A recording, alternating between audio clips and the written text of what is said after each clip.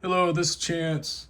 I'm here to tell you about some of my best chance fishing lures. I spend a lot of time researching and studying my vintage homemade fishing lure collection, but I also make quite a few fishing lures. And in the last year, I was pretty inspired to get to business and produce a lot of interesting baits. Some of them are based on earlier pieces that I made. This one I called Squidoo. I made it back in 2017 at a request for a saltwater lure collector. I had never made a squid before, but I had this idea to make these tentacles out of sheet metal and have three tentacles attached to these little plates.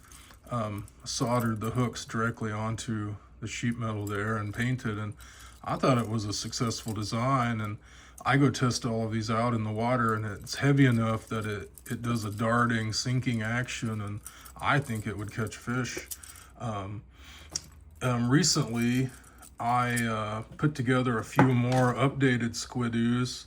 I have these two that kind of ended up looking the same color-wise. One's kind of a little bit bigger version of the other.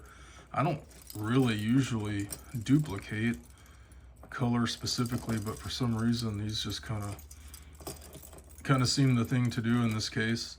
I have this sheet metal inserted into the body here, and I soldered these swiveling line ties.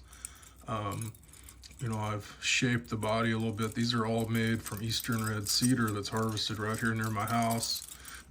Has the sheet metal tentacles a little wider and heavier than the earlier piece that I showed, and then has hooks soldered directly on.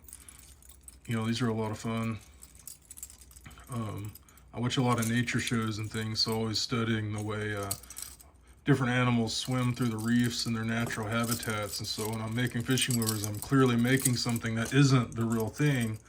They're always deceptive. They're always funky. They're more like toys in a way.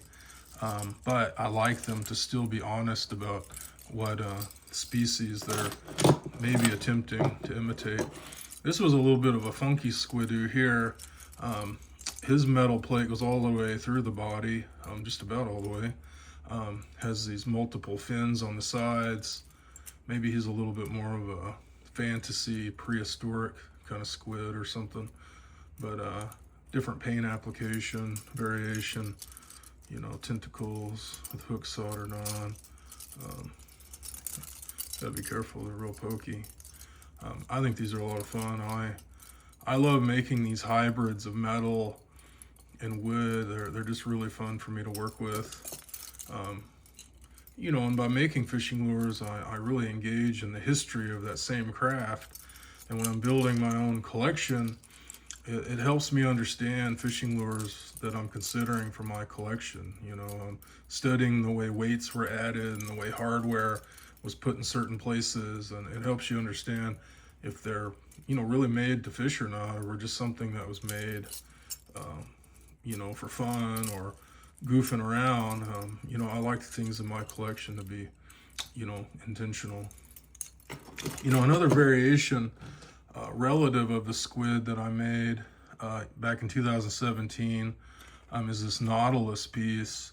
I carved the shell from eastern red cedar and made this kind of unusual hook hanger harness back at the back. The wire goes through it. And look at this rotary head. I remember when I first posted this online years ago, a guy got onto me that, if you're gonna make a lure, it needs to be like the real thing. And they swim backwards, don't you know, you idiot.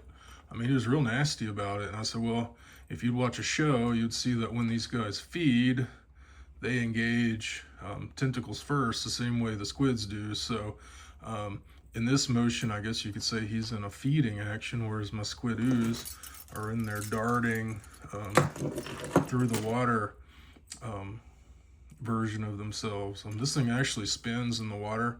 It's a pretty aggressive propeller that definitely spins the right way.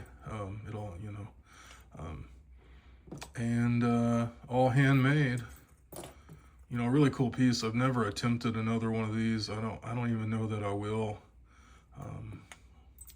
I actually had sold this one in the original Squidoo back when I made them, they were special requests, and I was able to get those back not too long ago, and I'm really happy to have them back here. They've reinvigorated my whole lure making practice. You know, I was making some different moves. Painting was thinner and less of it. I was being more aggressive with removing paint that I was putting on. But you know, it's just one of those things over time. As an artist, you evolve and change. And I may go back, look at all these belly weights in here. There's a bunch. I think that's one, that's one, that's one, that's one. I remember this thing needing a ton of weight to get it to sink. It's upright in the right position, you know, because you know, it would roll over like this, and that's not right. It needs to swim like this, and these are not surface organisms, so there's no reason for it to stay on the surface, so it needed to sink. But I don't know. Thanks for watching. Stay tuned. I'll probably make more videos of best chance fishing lures.